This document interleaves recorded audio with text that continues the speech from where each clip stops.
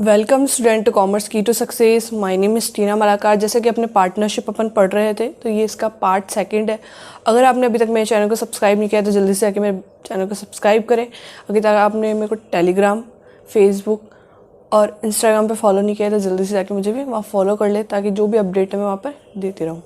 तो आज अपन इस वीडियो में, जैसे कि अपन ने पहले पढ़ा था पार्ट फर्स्ट के अंदर, पार्टनरशिप की डेफिनेशन क्या होती है, पार्टनर्स की डेफिनेशन क्या होती है और उनकी कैरेक्टरिस्टिक्स क्या है, कि जैसे 2 and more पर्सन होनी चाहिए, एक बिज़नेस होना चाहिए और शेयरिंग प्रॉफिट होना चाहिए, एग्जिस्टेंस बिजनेस होना चाहिए, आपस में उनके क्या होना चाहिए, एग्रीमेंट होना चाहिए। ये सारी चीज़ें अपन ने डिस्कस करी फर्स्ट वीडियो में। अगर आपने अभी तक मेरा पार्ट फर्स्ट नहीं देखा है तो आई बटन पर क्लिक करके पार्ट फर्स्ट देख सकते हैं।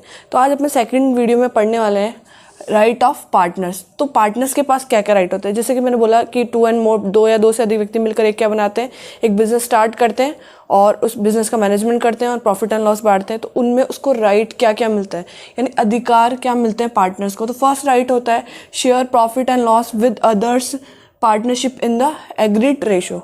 या तो वो क्या करेंगे, जो आपका जो प्रॉफिट एंड लॉस है वो तो या तो बराबर बांटेंगे, या फिर उन्होंने जो भी डिसाइड करा है, एग्रीड हुए हैं जिस रेशो में, उस रेशो में वे क्या करेंगे, उसको बांटेंगे, या तो प्रॉफिट होगा या फिर लॉस होगा। फिर सेकंड होता है to take part in the conduct business, and जो भी बिजनेस है उसको कैसे रन करेंगे, सभी का उसमें राइट होगा। ये सारे राइट्स हैं पार्टनर्स के। To be take consult in the matter related to the partnership business, जो भी बिजनेस में जितने भी जो भी डिसीजन लेंगे सब एक दूसरे के क्या लेंगे, सलाह लेंगे कि कैसे अपन को बिजनेस को रन करना है। तो ये राइट्स होते हैं पार्टनर्स के।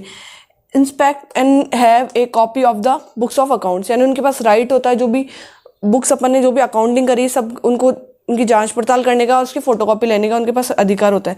Disallowed to the admission of the new partner, अगर कोई न्यू पार्टनर बिजनेस में आ रहा है, अगर अपन उसको एडमिशन दे रहे हैं तो सब पार्टनर क्या होते हैं, इक्वली क्या होने चाहिए, एग्री होने चाहिए। अदरवाइज अपन किसी को एडमिशन नहीं दे सकते। जैसे हम जो ए, बी एंड सी है और डी को अपन क्या दे रहे हैं, एडमिशन दे रहे हैं। अगर ए एग्री नहीं होगा तो उसको अपन एडमिशन नहीं दे सकते। बी या सी उसमें एग्री हो चाहे नहीं हो, उससे कोई फर्क। तीनों पार्टनर क्या होने चाहिए, एग्री होने चाहिए, सब क्या होने चाहिए, इसमें एग्री होने चाहिए, तभी एडमिशन कर सकते हैं।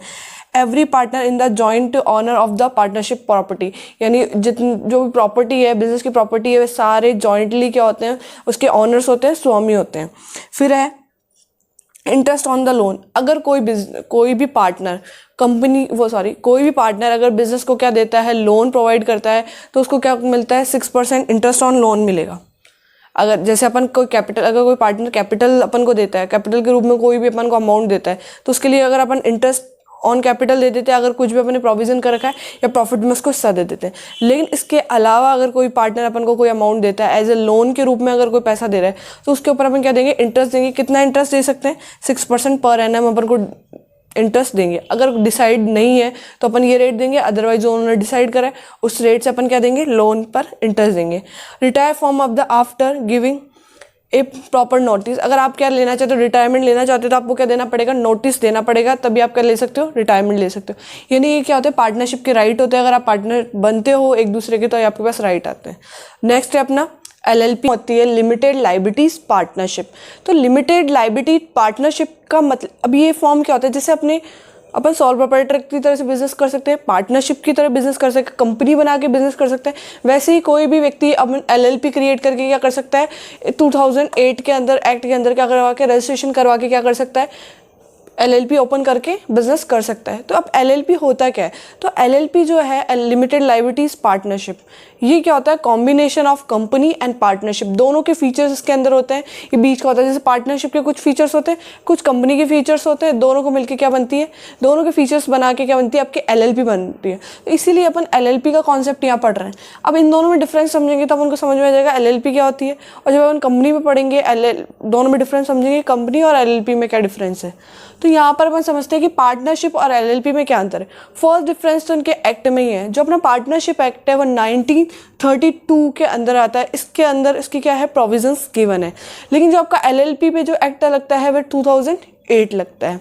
फिर आता है आपका इसका रजिस्ट्रेशन। इसका जो पार्टनरशिप का जो रजिस्ट्रेशन करवाना है वह अनिवार्य नहीं होता है, कंपलसरी नहीं होता है, ऑप्शनल होता है। आप करवाना चाहे तो करवाएं, नहीं करवाना चाहे तो नहीं करवाएं।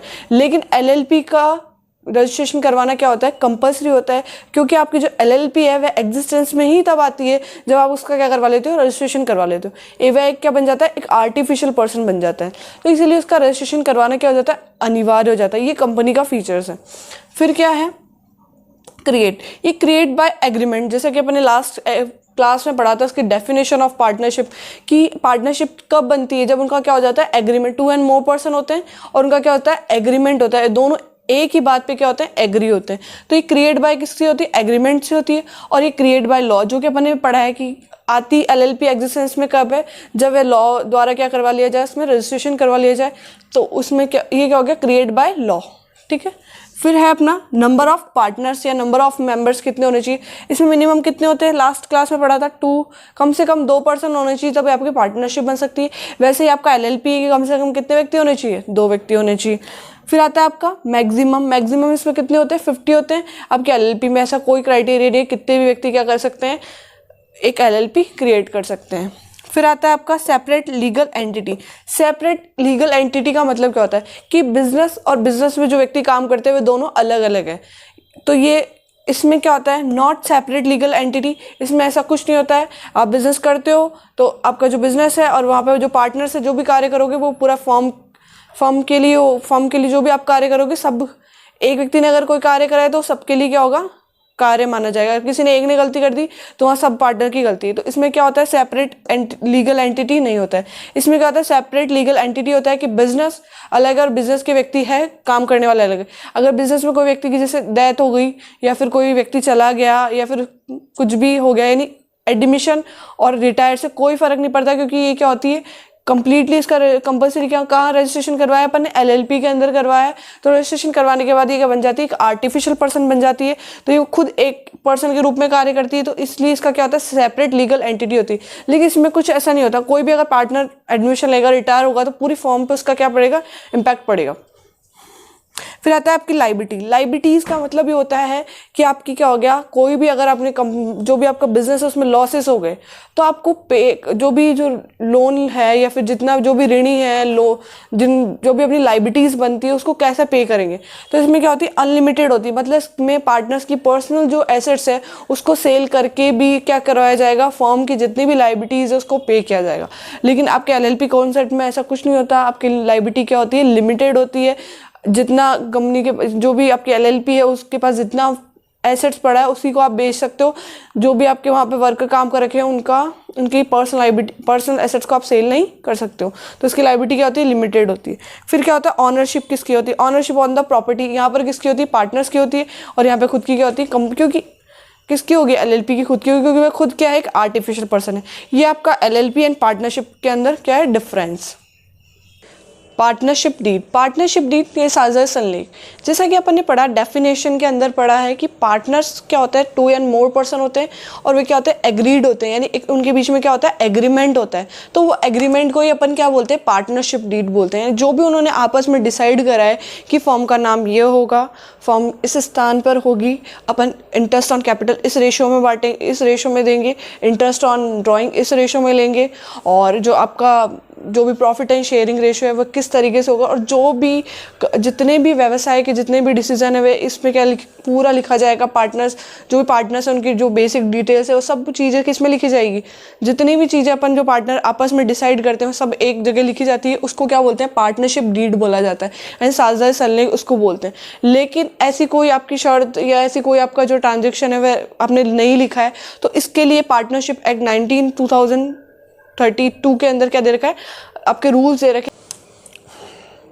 Rule applicable in the absence of partnership deed. अगर आपका पार्टनरशिप डीड नहीं बना हुआ है, तो अगर आपने कोई एग्रीमेंट नहीं करा है तो अगर आपने नहीं करा है तो उसके जब जो भी ट्रांजेक्शन होंगे उनको कैसे अपन सेट ऑफ करेंगे। जो भी आपका प्रॉफिट शेयरिंग रेशो, अगर आपने प्रॉफिट शेयरिंग रेशो डिसाइड नहीं करा है तो आप क्या करोगे, इसको इक्वल रेशो में बांटोगे। चाहे आपकी कैपिटल कितनी भी लगाई हो, A ने ज़्यादा लगाई हो, B ने कम लगाई हो, तो भी अगर आपने डिसाइड नहीं किया है कि रेशो किस रेशो में, मतलब जो भी आपका प्रॉफिट हो किस रेशो में बांटा जाएगा, तो किस रेशो में बांटा जाएगा, इक्वली बांटा जाएगा। इंटरेस्ट ऑन कैपिटल नहीं दिया जाएगा। अगर आपने डिसाइड नहीं करा है कि आपको इंटरेस्ट ऑन कैपिटल दिया जाएगा, अगर आपने एग्रीमेंट नहीं किया है, अगर उसमें कुछ भी डिसाइड नहीं करा है तो क्या होगा, कोई भी इंटरेस्ट ऑन कैपिटल नहीं दिया जाएगा। इंटरेस्ट ऑन ड्राइंग, अगर आपने एग्रीमेंट में कुछ भी डिसाइड नहीं करा है तो वो भी नहीं लिया जाएगा। सैलरी ऑफ द पार्टनर, अगर आपने पहले से कोई डिसाइड कर रखा है एग्रीमेंट में तो आप दे दोगे, अदरवाइज आपको कोई भी सैलरी, बोनस, कमीशन, फीस कुछ भी नहीं मिलेगा, किसी प्रकार का कोई पारिश्रमिक नहीं दिया जाएगा। इंटरेस्ट ऑन लोन, अगर किसी पार्टनर ने अपनी कैपिटल के अतिरिक्त कोई भी अमाउंट अपन को दिया है कोई फर्म को, तो आपको क्या दिए, कितना देंगे, 6% पर एनम क्या दिया जाएगा, उस पर इंटरेस्ट दिया जाएगा, अगर आपने कुछ भी डिसाइड नहीं करा है। फिर अकाउंट्स की इंस्पेक्ट करने का और कॉपी, सभी जो भी पार्टनर्स हैं उनको आपकी जो भी बुक्स ऑफ अकाउंट्स उनको देखने का और उसकी फोटोकॉपी लेने का क्या होता है, राइट होता है।